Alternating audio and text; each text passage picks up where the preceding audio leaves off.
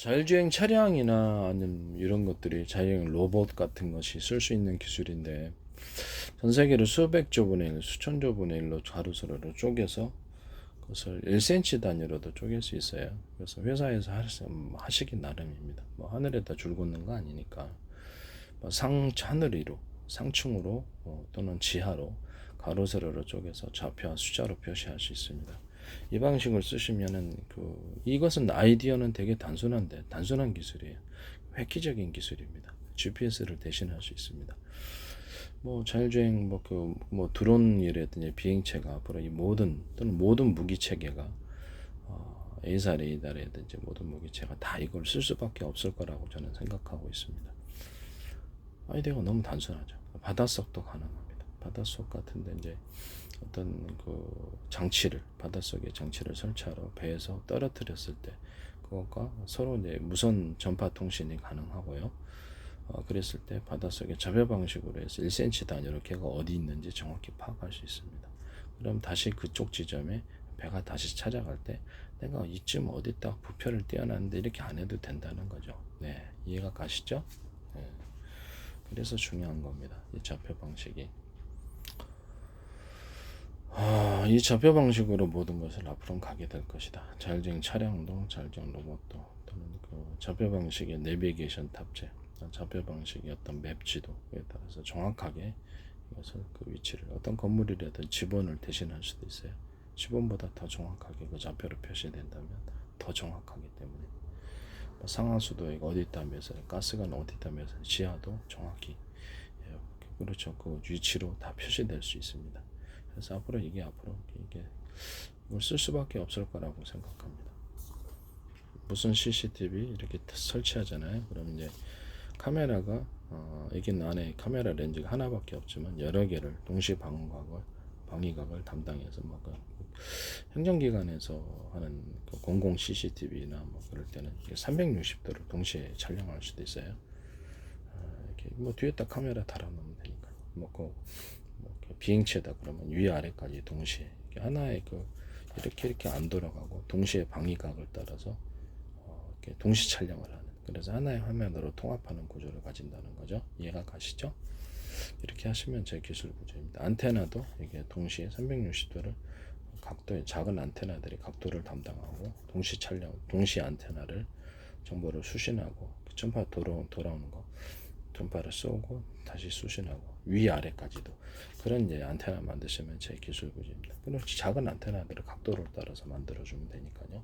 위도 그런 식으로 하늘 위, 땅 위도 그런 안테나 만드시면 제 기술 구조입니다. 그렇다고 안테나의 숫자를 막 주렁주렁 비행체에다 매달고 다니겠습니까?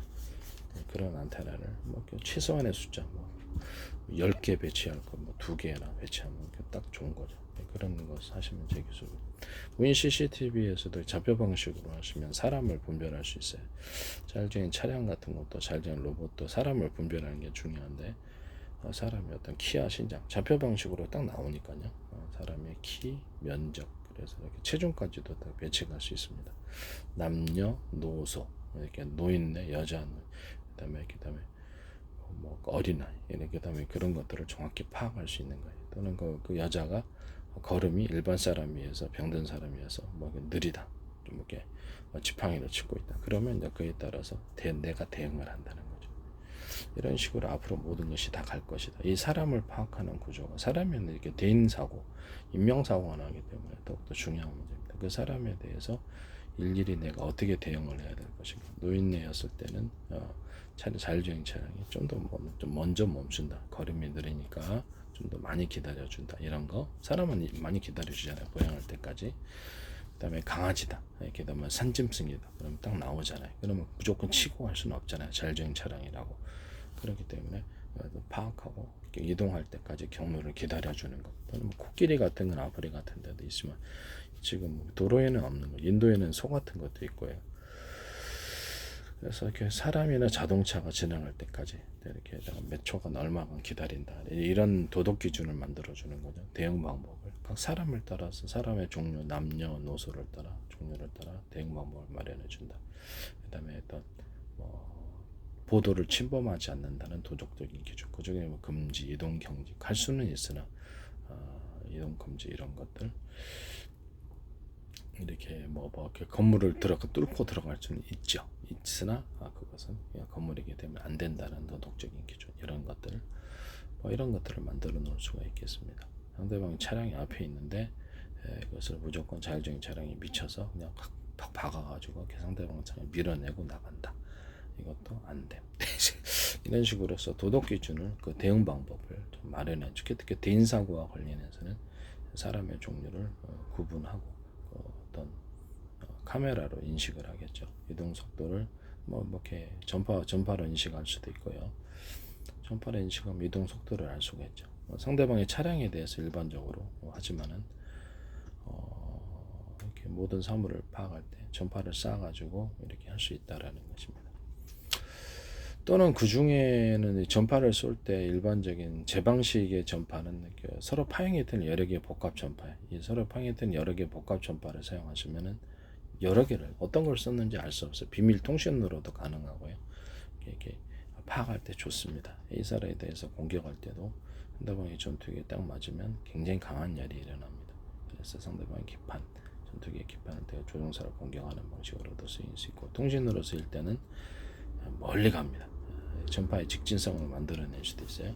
양쪽의 보목 현상, 그래서 이렇게 전파를 여러 개를 탑재해서 이쪽에 바깥에 통로를 형성하는 식으로 전파를 이렇게 해서 가운데에는 진짜 전력을 주고 전력을 강하게 준 전파를 가운데 달여서 전파가 다른 데로 분산이 되지 않도록 하고 공간 중에 멀리 갈 수 있도록 이 방식을 하시면 전파의 직진성을 만들어낼 수 있어서 보다 멀리 전파가 가는 현상이라 레이저 광통신도 이렇게 안에는 구경이 틀린 레이저 광이 나오는 구경이 틀린 사이즈가 틀린 것을 전력을 많이 주고 틀리게 주는 거죠. 이렇게 해서 양옆으로는 사이즈가 좀 작은 걸 하든지 원하는 대로 하세요. 틀린 거를 배치해서 공간에 레이저 빛이 이렇게 지키려면 가운데 빛이 보호가 되는 거죠. 그래서 상호간의 연결 구조를 따라서 보다 직진성을 두고 멀리 갈 수 있게 그래서 상대방이 도달을 하면 저게 일반 레이저 공격기다 그러면 강한 열이 발생을 이런 식으로 서로 파형이 서로 사이즈가 틀린 구형이 틀린 레이저 광 서로 파형이 틀린 레이저 광을 쏴가지고 멀리 직진성을 만들어서 멀리 도달하게 할 수 있게 하는 것은 그 머스크 같은 위성통신 회사들도 그렇고 가까운 데는 블루투스를 대신해서 할 수도 있고 이런 기술을 쓰시면은 레이저 광을 이렇게 보통 레이저 신호기 있잖아요. 레이저를 이렇게 할 때 리모컨도 할 수도 있고요. 기타 레이저 지시기도 있고 레이저 거리 측정기도 있고 있을 때 서로 사이즈가 틀린 서로 파형이 틀린 여러 개의 레이더를 쏘시면 레이저를 쏘시면 제 기술 구조가 되겠습니다. 남의 기술을 도둑질해서 상업화시키지 맙시다. 앞으로 전파를 쏠 때 정부가 이제 허용하는 범위가 있겠죠. 허용하는 범위, 너무 많은 복합 전파를 썼을 때 열이 상대방이 많이 해서 사람을 해칠 수 있다 그러면 제한된 숫자를 할 거예요. 그래서 이것을 여러 개의 복합 전파를 써가지고 상대방을 보다 세밀히 파악할 수 있을까요? 네, 그 방식을 쓰시면 이제 기술 구조가 되겠습니다. 어쨌든 간에 통신할 때도 좋고요. 이 방식은. 그 다음에 자율적인 차량이 아니라 자율적인 로봇 이런 데서 사람을 다치지 않기 위해서 그냥 초음파 방식으로 상대방을 이렇게 사람을 쏠 때는 일반 전파가 아니라 초음파 방식으로 이렇게 앞에 대서 사람을 분별할 수 있을까요? 분별할 수 있겠죠. 이렇게 해서 서로 하나의 전파만 고집하는 게 아니라 이렇게 초음파 방식도 같이 겸비하는 초음파나 이렇게 이렇게 여러 가지의 복합 전파를 사용한다는 거죠. 그러니까 다양한 종류의 전파를 사용한다는 거죠. 이것을 보시면 레이저를 할 수도 있겠죠. 약한 레이저를 통해서 쏴가지고 이게 사람이라든지 어떤 물체, 사물을 분별한다든지 하나는 전파를 쓰고 하나는 초음파를 쓰고 그 용도를 따라서 이렇게 여러 개를 사용하는 이런 방식을 쓰시면 제 기술 구조가 되겠습니다. 이것을 보시면은 초음파 거리 측정기 있고 레이저 측정기도 있죠. 그래서 전파도 쏘고 초음파도 쏘고 레이저도 쏘고 이렇게 복합해서 쓸 수 있는 이런 방식을 쓰시면은 제 기술 구조가 되겠습니다. 남의 기술을 도둑질해서 상업화시키지 맙시다. 네. 그때마다 한다는 거죠.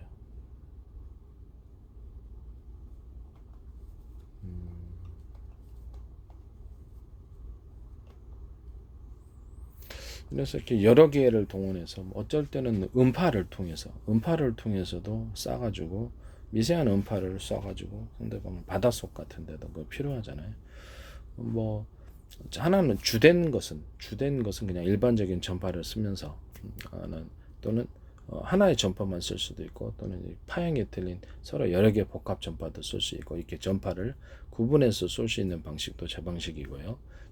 전파의 종류를 따라서 또는 적외선을 쓸 수도 있고 어떨 때는 밤에 같은데 적외선 같은 있을 수도 있잖아요. 적외선도 서로 파형이 틀린 여러 개의 적외선을 같이 복합 전파를 쓰거나 한 개 단일 적외선을 쓰거나 적외선을 이렇게 각도를 따라 여러 개 한꺼번에 쏴주는 구조.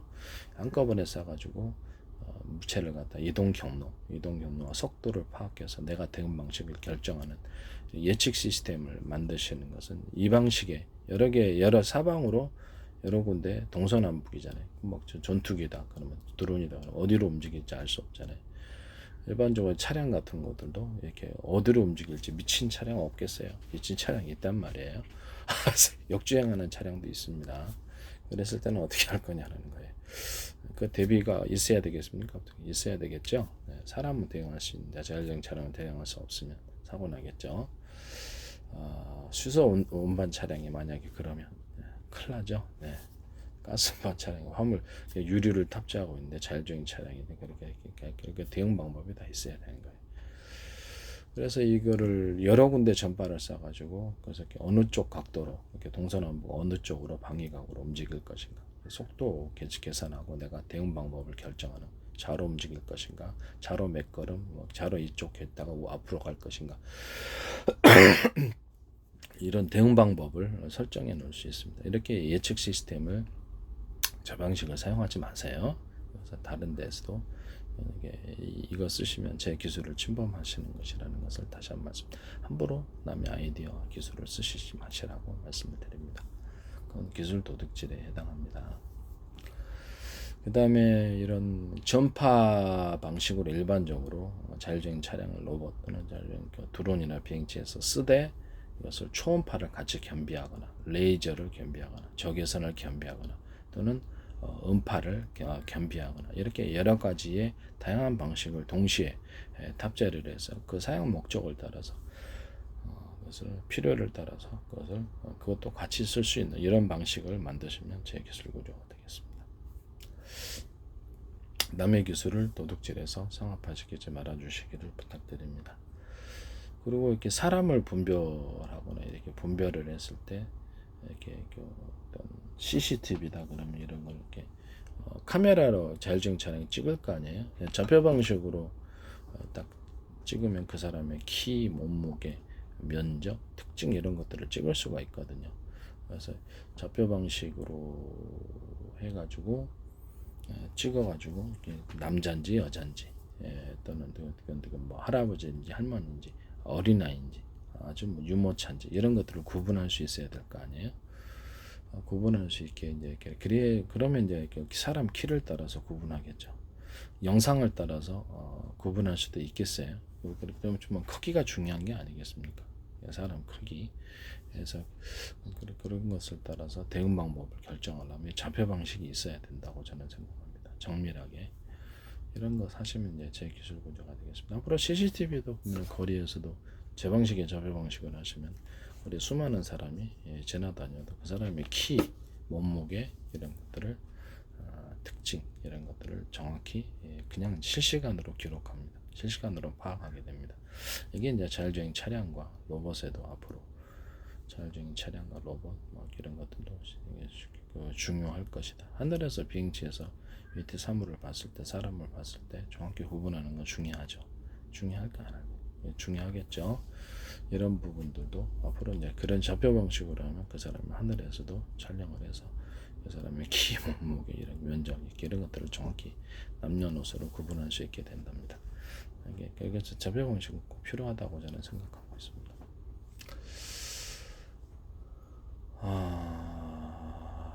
어떤 문제 사안에 따라서 대응 방법을 결정해 놓는 것은 모든 소프트웨어 개발자들이 할 수 있는 것입니다. 할 수 있는 것인데 제 방식의 좌표 방식을 도입을 해서 사람을 남녀노소를 구별하는데 뭐 다른 방식도 있겠습니다만은 그 사람을 또는 어떤 차량에 대해서도 뭐 이게 뭐 별별 차량이 다 있지 않습니까? 오토바이도 있을 수 있을 거고 일반적인 뭐 소형차와 대형차 또는 뭐 아주 트레일러 이런 큰 차량 이런 것들에 대해서도 대응 방법을 결정해낼 수 있을까요? 그렇죠. 그 크기를 따라서 크기는 어떻게 파악하죠?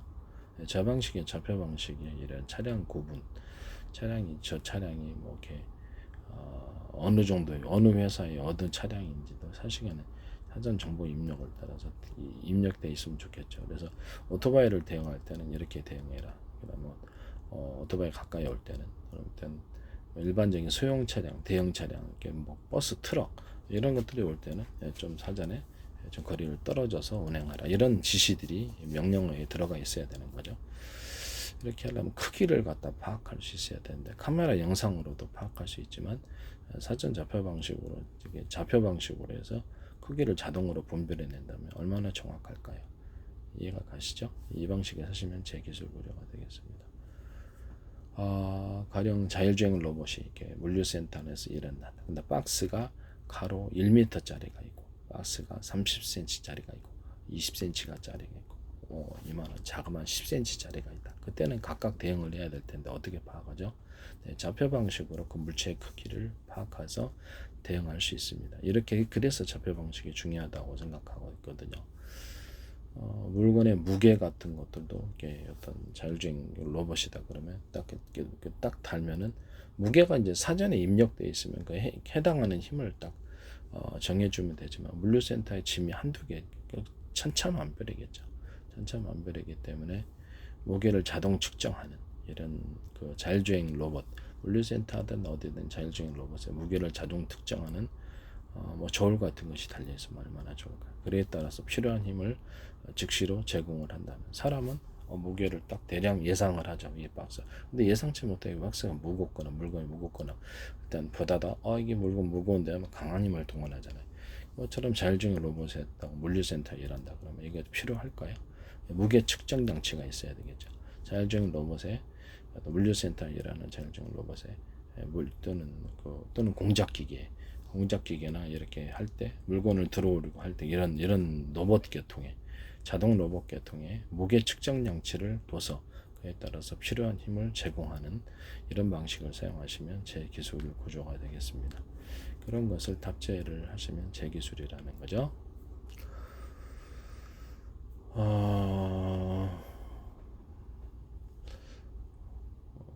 그 다음에 그 자율주행 로봇도 그 어떤 공간, 물류센터 공간 안을 마그네틱 선을 따라서 움직여도 되지만, 뭐 그렇게 해도 뭐 일하는 데 지장이 없는 것 같은데, 이렇게 보다 정밀하게, 로봇이 앞으로 정밀하게 발전을 하려면, 제 방식의 가로 세로를, 공간 안을 가로 세로 높이까지 해가지고 측정해서 1cm 단위로 하셔도 되고요. 그 정도면 충분하지 않겠어요? 나노 단위로도 할 수 있지만, 그래서 좌표와 숫자로 표시해서 그거를 대응할 수 있을까요? 대응 방법을 사람이다 그러면 몇 미터 앞에 멈추고 물건이 떨어졌다 예기치 못한 일이 공정 안에 없을까요? 있죠. 예기치 못한 일이 항상 있습니다. 아까 어떻게 자율주행 다른 로봇이 멈춰 있는데 그대로 갖다 박아버린다 그러면 안 되잖아요. 그런 것에 대해서 사전 입력 방식으로 해가지고 물체가 앞에 있고 이렇게 됐을 때 그 상황을 미리 대응 방법을 써놔가지고 멈춤, 자롭게 회피 기동 왼쪽을 통해서 사람이 넘어져 있거나 쓰러져 있거나 뭐 이렇게 물건이 이렇게 쓰러지는데 그걸 통과를 하면 바보 아닙니까? 그래서 좌쪽으로 비켰다가 이렇게 가면 된다. 이렇게 좌표 방식으로 해서 좌로 몇 걸음 가고 앞으로 간다. 이런 식으로 하면 되는 거 아니에요, 그죠? 그런 것들을 하시면 이제 제 기술 구조가 되겠습니다. 좌표 방식이 매우 중요할 것 같아요. 그 다음에 사전에 어떤 그 상황에 대해서 대응 방법을 예상되는 것, 예상되지 못한 것까지도 학습을 하면 좋겠지만은 일단은 예상되는 그런 상황에 대해서 미리 사전 정보 입력 방식으로 이렇게 도덕 기준을 마련하듯이 이렇게 대응 방법을 써놓는다면 매우 좋겠죠. 하여튼 이런 기술 구조를 가지시면 제 기술 구조가 되겠습니다.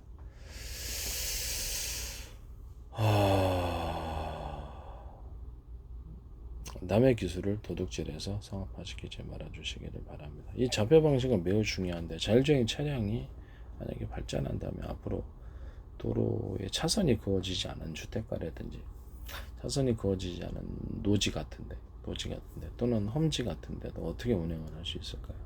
그것은 잡혀 방식의 제 방식의 내비게이션이 탑재가 되어 있으면 절벽이다. 그럼 이쪽에는 못 가는 길, 이렇게 딱딱딱 잡혀 방식으로 이쪽만 절벽이 좀 떨어져 이렇게 운행할 수 있다. 이런 것이 자동 결정되거든요. 노지다 그랬을 때는 차선이 없는데 어떻게 차선을 구분하죠? 그렇기 때문에 잡혀 방식으로 이렇게 노지 같은 경우에도 이렇게 뭐 돌멩이 같은 것도 분석을 해야 될 거고 바위인데 갖다 들이박을 수는 없잖아요. 노지 같은 데도 다닐 수 있게끔 잡혀 방식으로 해서 바위 그러면 대응 방식 이렇게 낭떠러지 절벽 대응 방식 이렇게 해서 다 써놓는다는 거죠. 대응 방식을 이렇게 그렇게 해서 잡혀 방식으로 처음 가는 도로라도 우리가 보면은 지금 내비게이션 안에서는 처음 가는 도로라도 사람이 운행할 수 있죠. 또는 내비게이션을 따라서 하지 않아도 자동 운행 장치가 아니더라도 인간 수동으로 할 때 도로가 없는 곳 이렇게 그렇죠. 험지 같은 데도 막 다니지 않습니까? 그런 식으로도 앞으로 자율적인 차량이 움직여야 되겠습니다. 그러려면 이 좌표 방식의 내비게이션, 좌표 방식의 맵 지도를 따라서 어떤 움직인 운전이 매우 필요하리라고 생각합니다.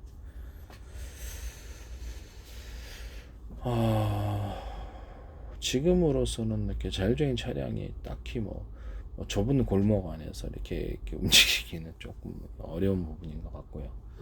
차선이 그려져 있지 않은 건 아예 좀 힘든 부분인 것 같습니다. 제가 보기. 그래서 방향은 앞으로 이렇게 좌표 방식으로 모든 것이 내비게이션 좌표 방식, 맵 좌표 방식으로 이렇게 하거나 사전 대응 방식으로 가로수는 있으니까 가로수를 분별해야 될까요? 사람을 분별하거나 노인네 또는 이렇게 어린아이, 이렇게 유모차 이런 것들을 분별해서 대응 방식을 써놔야 된다든지 사전 입력 방식으로 예상되는 것 그다음에 건물을 갖다 있으니까 그런 운행할 수 없는 지역에 이렇게 그런 식으로 정보를 다 탑재를 해야 될 거라고 저는 생각하고 있습니다.